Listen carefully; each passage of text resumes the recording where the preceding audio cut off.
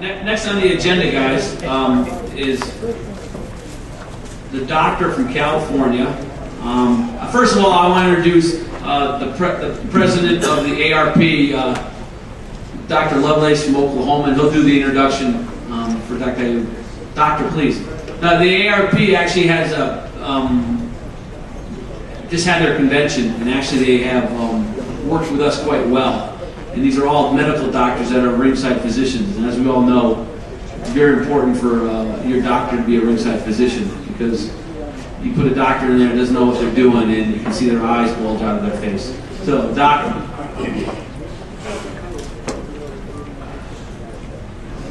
I'm Larry Lovelace. Thanks for having us here. I'm the president of the Association of Ringside Physicians. Did you get it on the screen? Lacerations.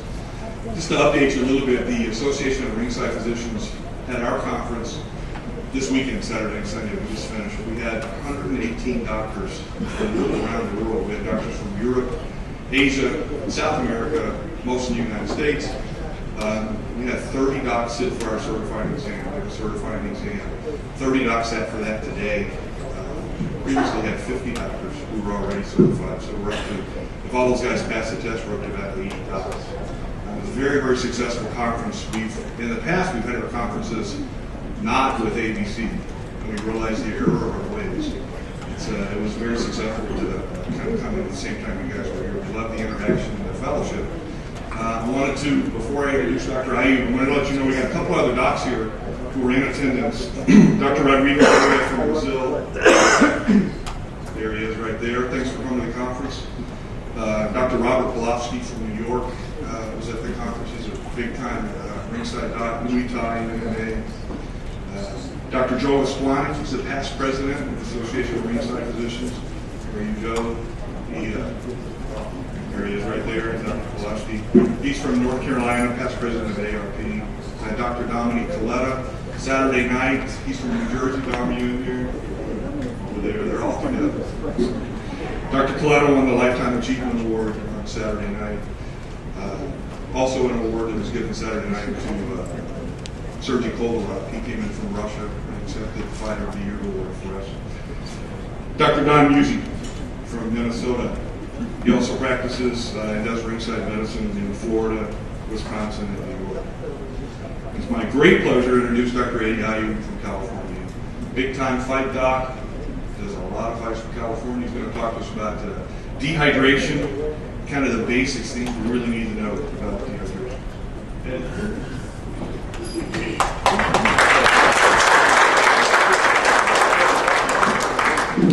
It's going to take a second to get the thing up on the screen.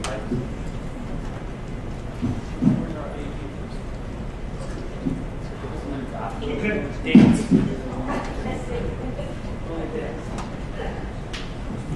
I'll just stand here and tell you that you're all very unlucky not to live in California, because it is the best place in the world. And also, Andy told me not to start without him, and he's here, so. And I lost my shirt in the casino this week. Just could not get anything together. Thank goodness I'm a doctor, and to make up the $2,000 is like 5 minutes in my office. You know we are all rich. Everyone else.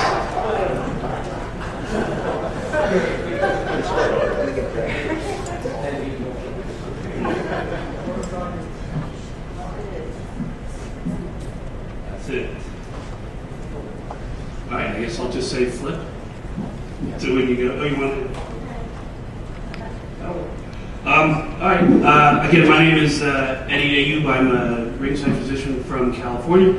I've worked there for about 14 years now, and we do probably more fights in California than any other state. We are on the forefront of change and change for the safety of fighters. That's what we're all about. And then making the sport a better sport. This is kind of the hot topic now, dehydration and rehydration. And what we're trying to do in California is make it safer. The unhealthy and sometimes dangerous weight loss practices excuse me, continue to be a significant problem in amateur and professional combative sports. This lecture is, it's a brief lecture. This is medically and physiologically, this is a huge topic.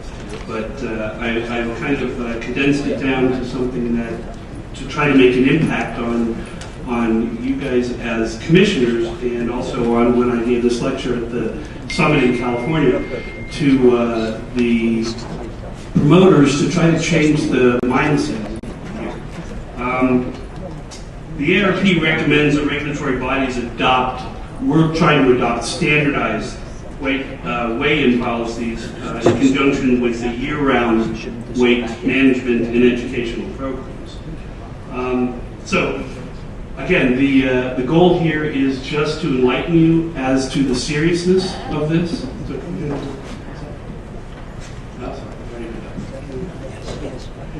Number one, I'm going to go through each body system and show how this, how dehydration and rapid rehydration affect it. Number one is muscle strength. That, as far as the fighters go, is very important and probably a big misconception amongst the fighters. Muscles work because blood carries oxygen to them. Muscles need oxygen, obviously, to work properly. So when you look at dehydration, you start out somebody dehydrated, you get decreased blood flow. Dehydration is really less fluid in your system. With less fluid, you have less blood. With less blood, you get decreased blood flow. Decreased blood flow means decreased oxygen to the muscles. With the decreased oxygen to the muscles, you get decreased function.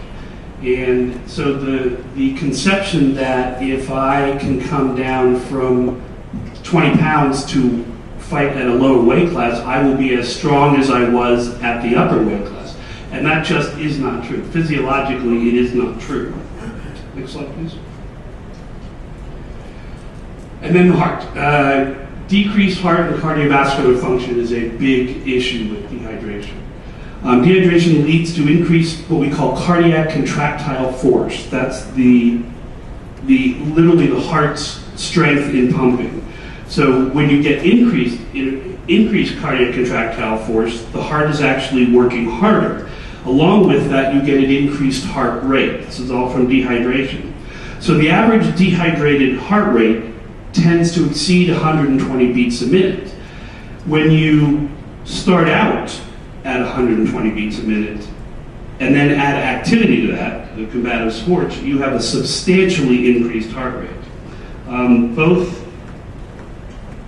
make the fighter more susceptible to an MI during and after the event. Now, is this really realistic in a 23-year-old fighter that we're going to have? Do we get preponderance of MIs during the fights? I don't know. Probably not. But would I let a fighter go into the ring dehydrated with a heart rate of 120 before he fights? No. I don't want to take on the. I don't want to have him take on the risk of potentially having a heart attack on that. So the bottom line here is that I wouldn't let somebody, even though the chance of a 22-year-old having an MI is slim. I mean, we've had it before. We had a lecture about a fighter just yesterday who had a heart attack in the ring, or just after winning a heavyweight fight. Is it common? No. Is it likely? No. Is it possible? Yes.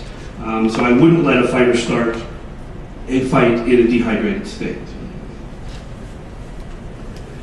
They need to be monitored before and after the fight, which would mean a doctor's got to pay attention to this. And when you're paying attention to the fighter that is in a dehydrated state with tachycardic and 150, 160 beats a minute, you're going to have to pay attention to that and not to the next fights.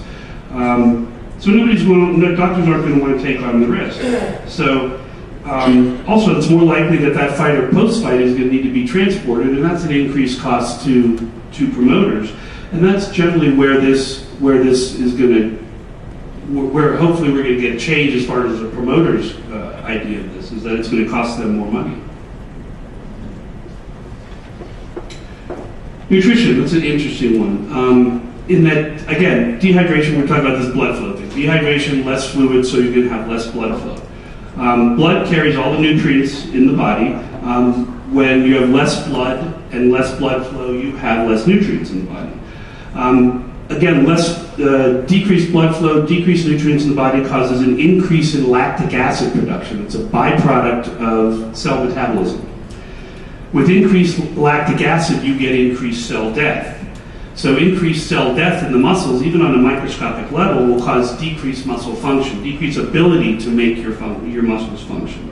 And what this really means as far as fighting goes is you're going to be weaker. The idea, again, that fighters believe that when they're fighting at a much lower weight than they should be fighting at, that they're going to be as strong as they were at the higher weight, and that is simply not true. This means more injuries, you have more hospital trips, there's more cost to promoters, there's more time out of the fight, and it becomes, again, is a big issue. Next slide, please. Heat illnesses. Heat cramps are real common in dehydration. There are three heat illnesses. Heat cramps being the least of the problems, then heat exhaustion, then heat stroke, and then obviously death down the line. Heat cramps are very common in dehydration. You see fighters cramping up. We see it a lot when fighters are very dehydrated at the weigh-in. You ask a fighter to, you want to assess muscle strength, you want to assess fractures. You have them put their fists on the ground and do a push-up. And after the second push-up, their arms just cramp up. That's real common and very common in dehydration. Remember that we talked about the lactic acid thing and the muscle weakness. That's how we get to that point. When you get worse as far as the heat injuries go, you then step into heat exhaustion. Heat exhaustion, you're going to get excessive sweating in the fighter. With excessive sweating and more dehydration because of sweating, you're going to get more weakness. And in heat exhaustion, we start to see mental status changes in fighters. Mental status changes in anybody in general that gets heat exhaustion, but specifically in the fighters now. With the mental status changes, you get more confusion. And if you've ever seen a fighter sit in the corner and a trainer telling him to do something, he goes out and does the opposite of what he said, you get this responsiveness problem. With the mental status changes, they're not comprehending what's told to them and then the ability to turn around and do it. And then if it gets worse, you end up with heat stroke. And heat stroke is a true medical emergency.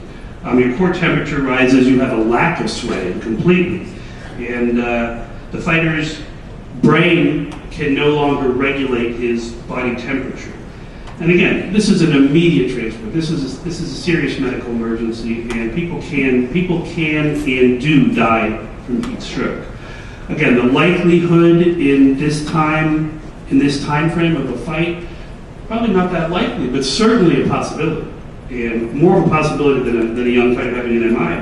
But heat stroke is equally as devastating to a body as an MI, and it would be an immediate transport. Next slide. This is where we're getting a lot of press now about the effect of dehydration on the kidneys. Again, we're talking about the decreased blood flow, less fluid, less blood flow. You get less blood flow to the kidneys, so you get decreased urine output. With decreased urine output, you're going to get a more concentrated urine. We talk about fluid and all the stuff in it. In medicine, we call it solutes, all of the electrolytes. And when you also get an increase in protein in there, and you get the protein leakage through the kidneys into the urine, and that's where you get the kidney damage. And kidney damage, although often transient, repeated damages to the kidneys from dehydration can cause permanent kidney damage. And you do have two, but you can't replace those. You know, people are often looking later in life, fighters and athletes who get dehydrated, looking at dialysis. You know, a life of dialysis, 4 hours a day, 3 days a week, forever. It's not a nice prospect as far as that goes. I'm sorry, next slide. Electrolytes is what I alluded to before as far as the concentrated urine. The dehydration causes an increase when your urine is concentrated, less fluid, more solutes. Well, the two big ones that are related to cardiac function are sodium and potassium. Sodium and potassium actually regulate the heart's electrical function. The heart has what we call automaticity. It has its own electrical system. And this selectral system is specifically run by sodium and potassium. A significant increase in either of these electrolytes can cause serious heart problems, arrhythmias, weakness as far as heart function goes, and certainly the potential to have a heart attack. It's something that we're very concerned as far as the we talked about when I was talking about the cardiac function before. We're certainly concerned about that when people are dehydrated and over repeated dehydrations. Next slide. I like that slide. Mental status changes are certainly an issue here, and dehydration causes mental status changes. We talked about through the sweating and the heat issues. What we're looking at here is increased mood swings. You get fighters who are angry. We get this a lot at weigh-ins, that you try to get a fighter to sit and to calm down so I can do an evaluation of them, and they just don't cooperate. They're angry. They don't obey commands, and it's certainly annoying as a physician to have a fighter who's not cooperating. My job is pretty simple here. I'm trying to just find out if he's healthy enough to fight, and they're not cooperating to begin with, and it makes the job tougher, along with being difficult on his brain. You end up with poor concentration also. In a fight, when you can't concentrate because of the dehydration and its effect on your mental status, you're less able to defend yourself. You're less able to understand that if you don't keep your left hand up, you might get a right cross. And that's concerning in fighters, especially as the rounds go. You get dehydrated in a fight because of the excessive sweating. Then with increased, as this progresses, you end up with disorientation. And that is certainly going to get a fight stopped.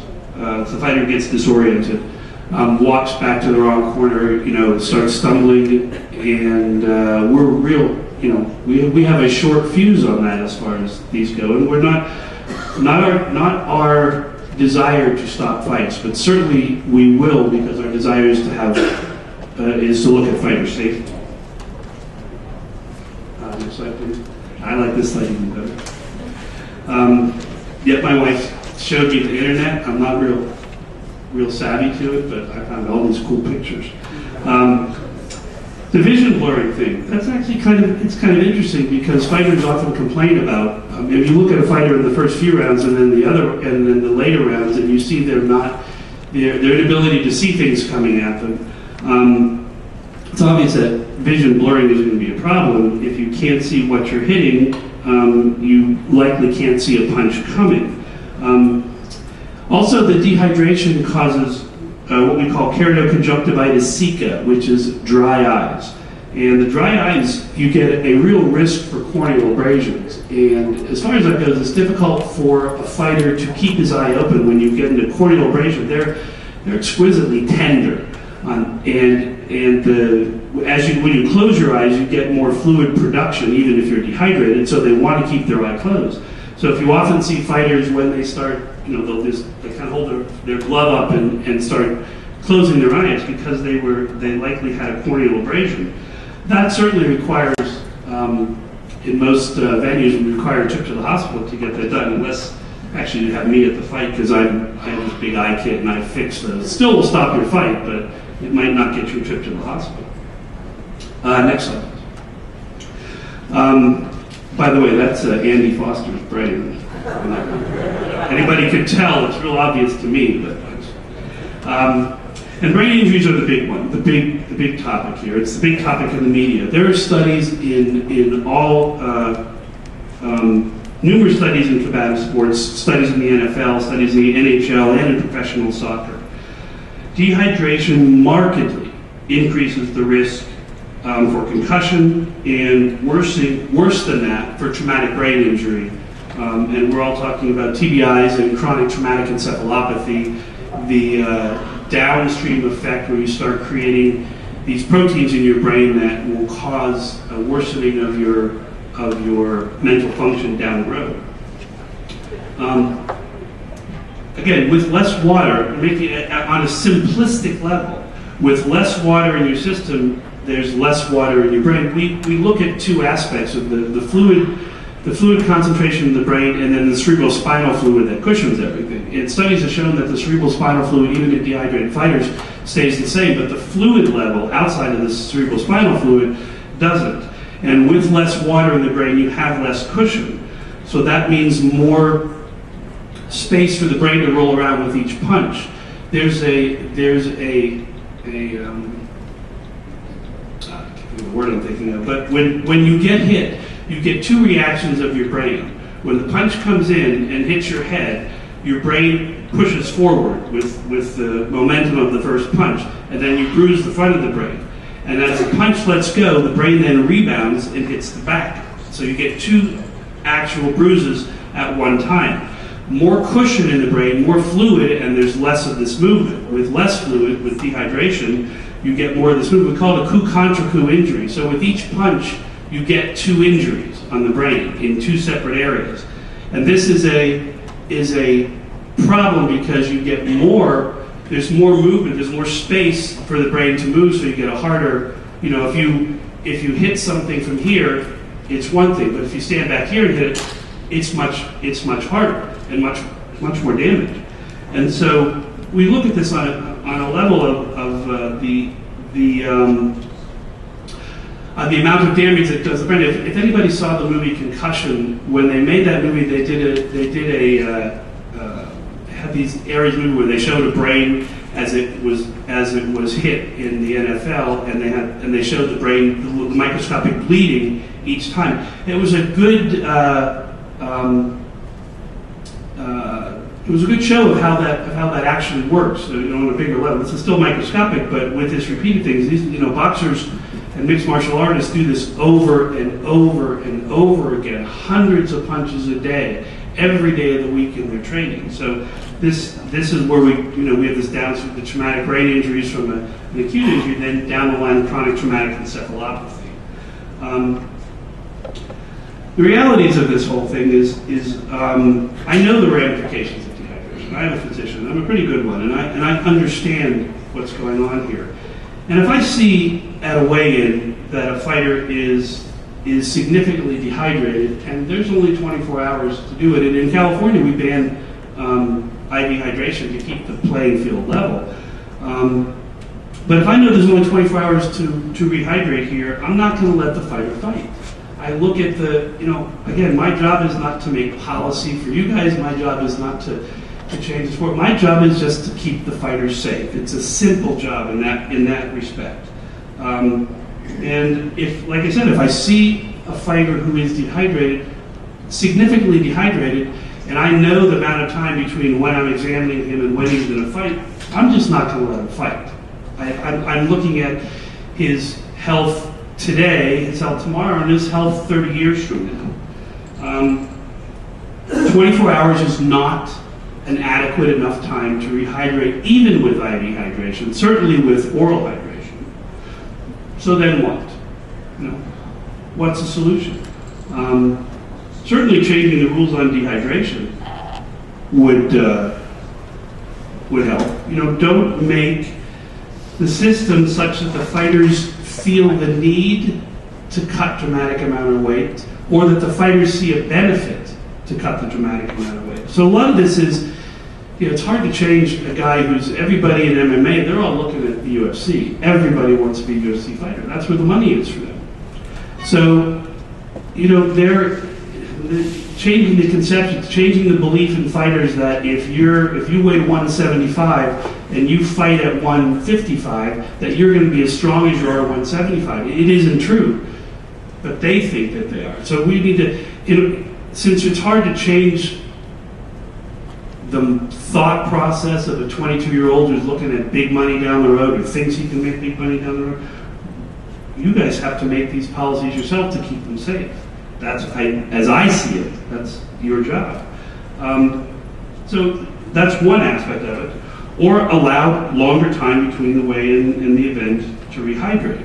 I mean, that is the obvious other solution to it. If you can't stop fighters from dehydrating, you give them more time to rehydrate. And we then teach them how to rehydrate properly. Or, you leave it in my hands.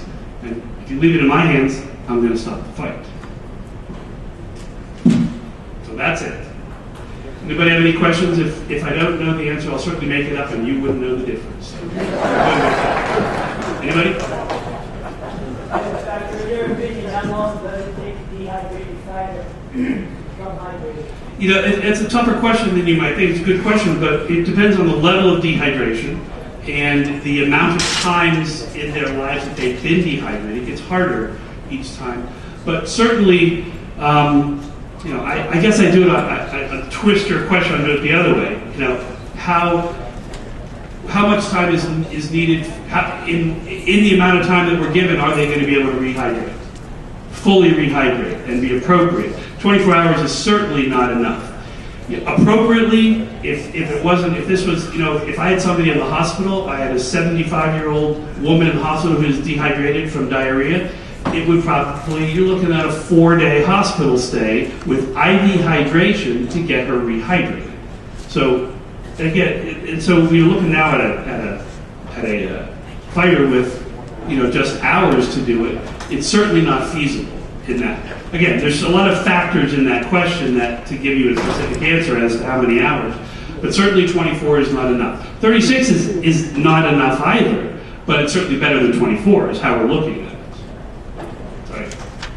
The downside of that is you're protecting the fighter's health, but you're also rewarding bad behavior for getting. No, I'm not. That's not my. I appreciate your question. I'm not rewarding the bad behavior. I don't make these kind of policies. I'm telling you guys the ramifications of not allowing the fighter to rehydrate.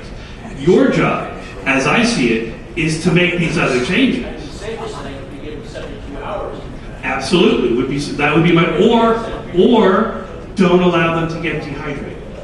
Make dehydration a problem in the sport. If you're dehydrated, you don't fight. Because if you leave that into my hands, they won't. So that's Joe, you're smarter than me. You cannot ask me a question. No, okay, then I won't. Okay, good. Thank you. Just a comment. When we have gifted athletes with God's gift of elite physical prowess and the determination that they've used for years and years to become the elite that they are, or the amateur that they are, I hate to have taken those tools away from them for one bout. And my suggestion is, we talked about the heart, we talked about everything else. We know it takes about 3 days in the part of the body that we can measure to reestablish all these things.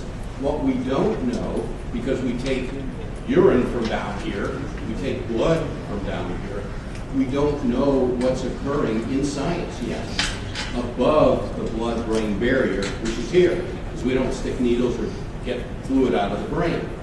So my worry is that 5 years from now, when science is catching up to what we're speaking of right now, and we know that there are lawsuits even in water polo over concussions now. My concern is that we're going to look back and say, did we do what we could have done knowing science now? The tools that weigh in ideally aren't just a scale, but they're a thermometer to take their temperature to make sure that they don't have fever because they're dehydrated, which means they're sick, they're not their normal. And if we have those simple tools to check the amount of dehydration or normal urine content, if we had those 3 tools, then we're measuring an athlete at a non-compromised, normal body, perfect physiologic shape for that athlete. And those are my comments. The third, final comment is, we've talked about the electrolytes in the kidney and that stop the heart. Those electrolytes, sodium and potassium, are also up in the brain, and those are needed as a little chains that link every message to allow the fighter to think clearly and to respond and have reflexes. So we haven't even talked about the time that it takes for those to also be working in the brain for best performance. Finally, glucose. When one blow is delivered to the brain of a football player, soccer player, boxer, martial artist, there is the immediate need that second for glucose to heal that tiny, tiny, tiny micro bruise in the brain, and the fighter gets 300, 400, whatever the number of punches are in a bout. So he's compromised even the healing of the cells in the brain, which begin the minute he got the first blow of the fight. So I'm just saying, please, let's look ahead and protect him so 5 years later, we aren't sorry for what we didn't do. Yeah, what he said. Yes, sir. Rich Stagwell, Pennsylvania. We had, I was born there, Pittsburgh, Pennsylvania. Yeah, it's a great time. We had, in recent, this last year, with our boom wells coming up in different events that they had fights, we just had the Cuban fighters in and fought in Pittsburgh on the bridge against an elite team from Cuba. And through Greg and myself, Greg Sarb, we had just done some testing, some baseline testing on these young kids. And my question to you is, we did this all for free. And it's the C3 lodges, which they have here. I have a guy from the Cleveland Clinic committed to test all these fighters so that they have a baseline. And the reason we did that was because we have a lot of older fighters that can't remember our names. And I refereed. I was a referee before I came to commissioner.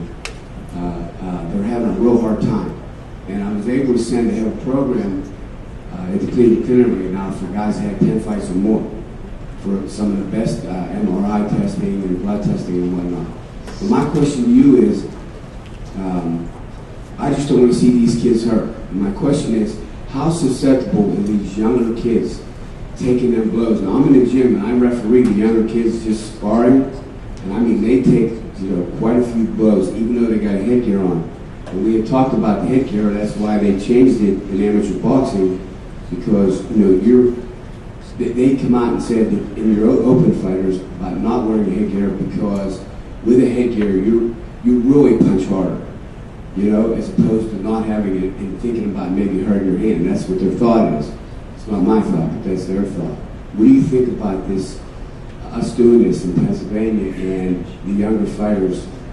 How effective will this be for us to have a baseline testing in case they continue their career? I think baseline testing is great. This is how we're going to monitor the sport through time with individual fighters and the sport in general. But again, it's not.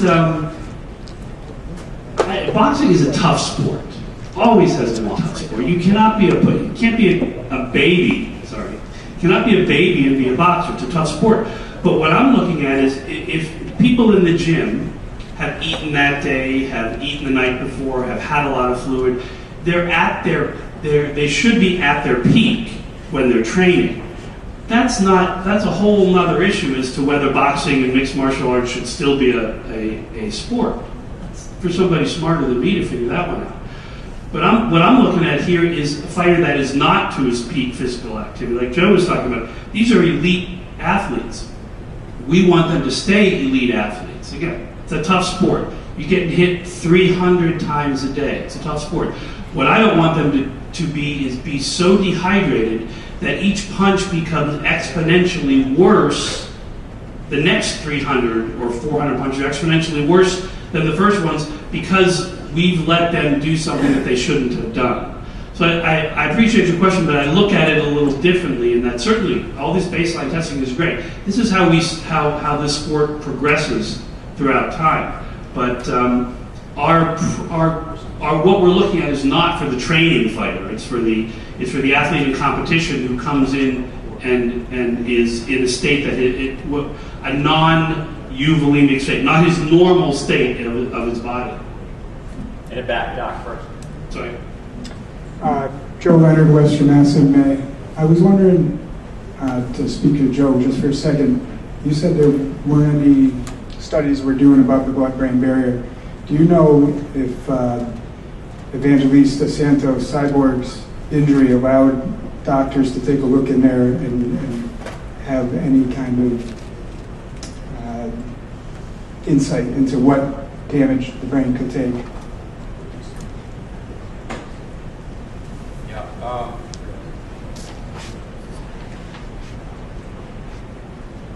Thank you. We actually saw some x-rays of that fighter. We actually saw x-rays that fighter. during our meeting, you talked about it. It doesn't really relate to what we're talking about now. Right. Because obviously that fracture's on sort of the outside, hopefully didn't extend into the inside. But it does, there are studies being done, elite imaging studies that we're talking about in our conference, of really cool, interesting, high-tech ways to measure the brain. And we're doing all that, and it's coming. And I'm just saying, can we stay ahead of the curve when we know that it's intuitive that fighter really isn't his best, and we're encouraging him by our rules to compete at less than their best. You asked a question about the blood-brain barrier. Don't get confused about that. The blood-brain barrier is kind of like a filter. There are drugs that I could give you that would get into your blood system, go to your muscles, go to your heart, that sort of thing, but they wouldn't go to your brain. It's kind of a natural filter that's developed over time so that maybe a certain bacteria, they just can't get through that blood-brain barrier. So don't get confused about that. It does get disrupted. If you were to get a punch in the head, you get a cerebral contusion or like a bruise in your brain, you have damage to the brain, then that breaks down. So you'll lose those protective mechanisms.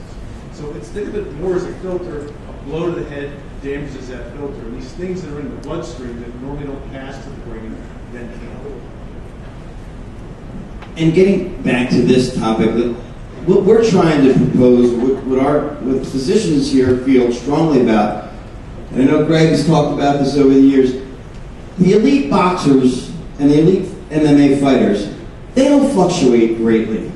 If you walk around at 180 pounds 11 months out of the year, you shouldn't be fighting as a welterweight that 1 month at 150 pounds. That's the danger. It's not about dehydration and rehydration. It's about staying at a steady rate of weight and fitness throughout the entire year. So what I believe we should be doing in boxing and MMA is like they do random drug testing in NFL and Major League Baseball. We should be doing random weights. If you got to fight at a welterweight 2-3 months that you know is coming, and you're walking around at 180, 190 pounds, you should almost be told that you're not going to be allowed to fight. You've got to stay at a steady rate, a steady weight, and steady fitness throughout the year.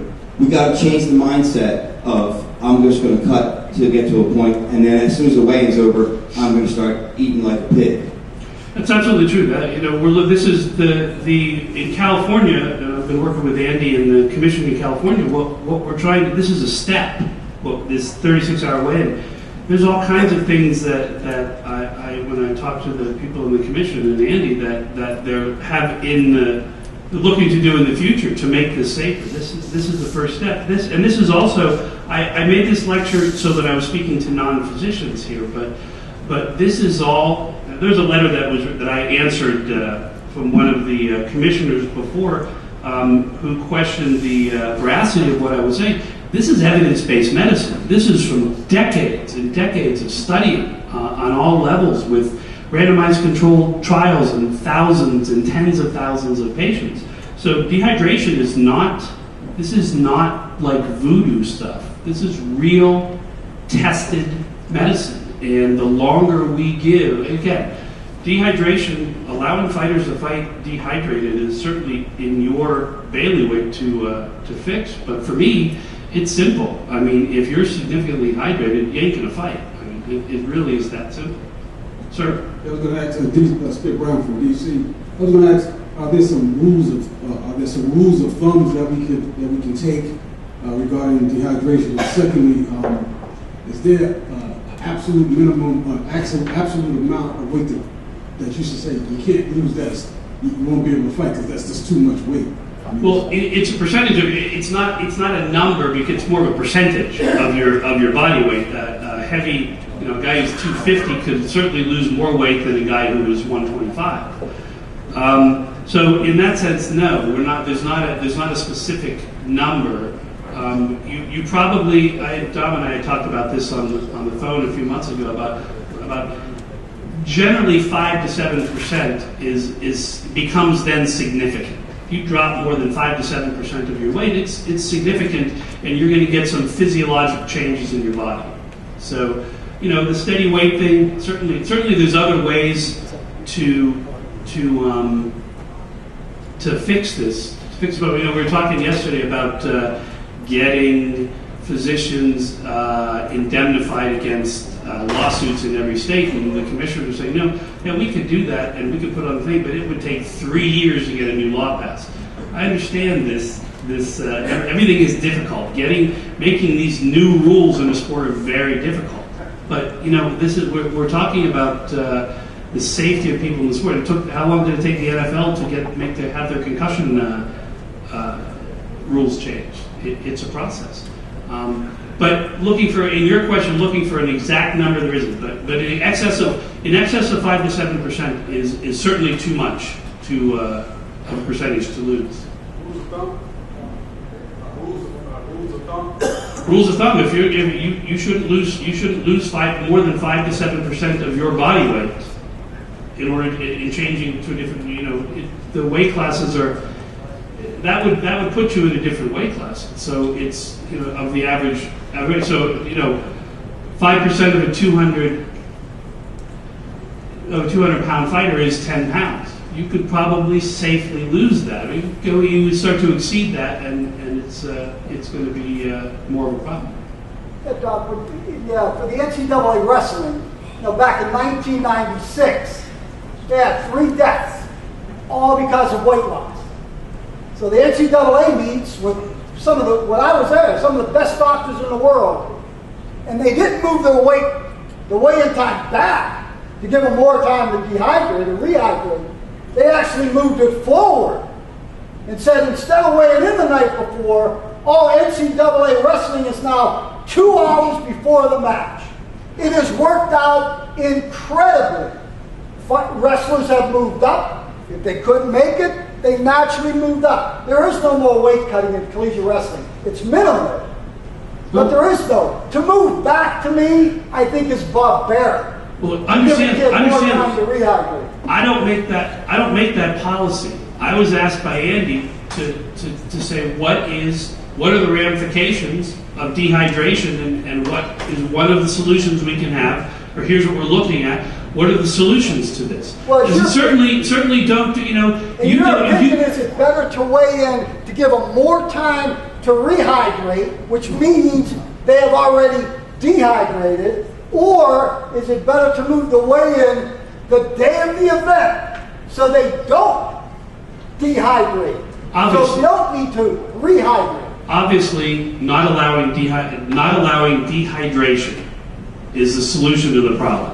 So, you get UFC to come into your town and you knock off you have the weigh-in an hour before the fight, and you knock off their 2 main events because they're dehydrated, they ain't coming back to your town. I understand the politics of it, but the politics is not my job. My job here is to give you the medicine, give you the physiology. I agree, Greg. I'm the opposite of Greg. I'm the opposite. Many years ago, we did a study. And we asked fighters. Vernon Forrest, God rest his soul. I went to Vernon and I said, Vernon, I'm giving you a $1 million check tonight to fight Sergio Moro. And Vernon said, oh yeah, I know that. I'll give you a $1.2 million check if you fight him the day before, knowing that you just lost 12 pounds by sucking salt and sitting in a bath and losing 12 pounds in 2 hours. And he said, $200,000, I absolutely will stay dehydrated. It's $200,000. So I go to the 4-round fighters.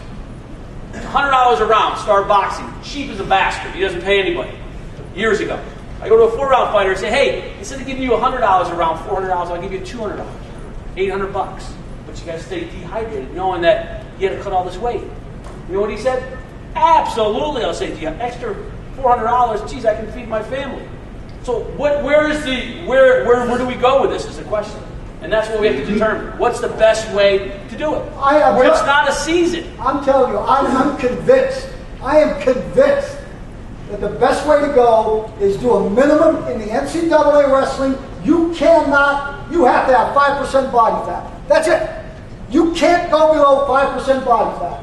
That is a national standard. If we did it in boxing, and every year most fighters get a physical, and they went for a skin test, which takes maybe 15 to 20 minutes, and they got certified that at 5% body fat, this was my lowest weight I can go to, we would eliminate this problem the next day. Eliminate it. Absolutely. That's what all you guys are here to make those decisions and make those rules. I'm just giving you the science behind the problem. How can somebody so small be so smart? We say the same thing about Dom Coletta. Exactly the same thing. Any more questions? Yes, sir. Doc, I understand body chemistry changes, and I think I saw that your body acid, like acid, goes up if you dehydrate. Correct. Is there no simple litmus test that can be given at a weigh-in to judge based on the acid in the urine that there has been dehydration? Absolutely. Well, we do that. We do with in the evaluation of the heart rate, the contractile force, the blood pressure, pupillary response. This is how we gauge dehydration. These all change in a dehydrated fighter. And that's how we get a fighter who's all of a sudden getting cramps from doing some minimal exercise, who's also tachycardic at 120, hardest racing 120 beats a minute. Blood pressure is, the top number, the systolic blood pressure is below 100 or below 90 or below 80. These are the diagnostic tools we use to test if a fighter is dehydrated. So yes, there is sort of a litmus test in that. This is what we don't make this stuff up. This is medicine. This is how we gauge dehydration, whether it's in a fighter or whether it's in a 75-year-old woman who's had a week of diarrhea. This is how we test it. Like take out a piece, do a biopsy of the piece of their skin and say you're dehydrated? Oh, you mean literally litmus paper? Oh, I thought you were being esoteric. No, literally, there's not. Well, we test urine concentration, and so there are certain tests that we can do, but we don't use one specific test. We use all of them so that we can be sure. Honestly, I do not want to stop a fight. I've been involved in this sport for a long time, and I've been taking care of fighters, and a good portion of the championship fighters in both MMA, the big time ones, and boxing are my private patients. I do not want them to get hurt. I enjoy this. I love watching them fight. But I in good conscience, I can't let somebody fight. And the day when I overstep my bounds and Andy says, get the fuck out, you're done. You can't do it. We don't need you here. I'm okay with that. But I do what I do in good conscience. I'm trying to be. The politics is out of my hand. It's nothing that I deal with. I just give you the facts, the medical facts. Folks, I just want to say I really applaud the debate. This is an incredibly important issue. This is an incredibly important issue, and I respect the passion, even when I disagree with the position. The point that I wanted to try to add is regulation work when there's compliance. In order to get compliance, you have to understand your population. Okay, we're talking about fighters. The subtlety of what's safe for them or what is in their long-term best interest, we all know is lost on them. They do not respond to that. Otherwise, they wouldn't be fighters. There's only one element. This is not it is a regulatory issue, but it's not a regulatory problem. It's a cultural problem. The problem is the culture of fighters. And fighters only respond to one thing, and that is performance. If they believe that cutting the weight, weighing in, and trying to get the weight advantage gives them an advantage in performance. The only way you're going to change that behavior and gain compliance, regardless of the regulations that we take, and I'm saying, yeah, we do need to change the regulations, is we need to educate them that this is hurting their performance. That's the only thing these athletes respond to. And that evidence needs to be put in the simplest possible terms. It needs to be convinced to fighters who are leaders in the industry, because fighters only listen to other fighters. This is not going to be a quick solution. We know that. It's going to be a long-term thing to turn this around. But I think that is the side that needs to be addressed, is recognizing the population, gaining compliance, because they begin to believe that this is hurting their performance That is what their actions hinge on, not long-term safety, not that those subtleties are lost. We have to convince them that this dehydration, which is part of their culture, is hurting their performance and adversely affecting their career. Well, that's what I'm saying. This is, again, you're beyond my purview here, but I look to you guys, honestly, to do that. Because if you leave it to me, if you leave it up to me, fighter's dehydrated, he ain't gonna fight. And that doesn't matter. It doesn't matter to me whether this is a young kid, 22-year-old up from Mexico making $200, or whether it's Manny Pacquiao. It's the exact same thing to me. I don't make that discrimination when it comes to physiology. I will cancel the fight. So what I'm asking you is don't leave it up to me. Don't put it in my hands, because you won't like the result. Make the changes, make it safer for the fighters, change the mindset would be wonderful. But if you leave it to me, you're not going to like the result. Thank you.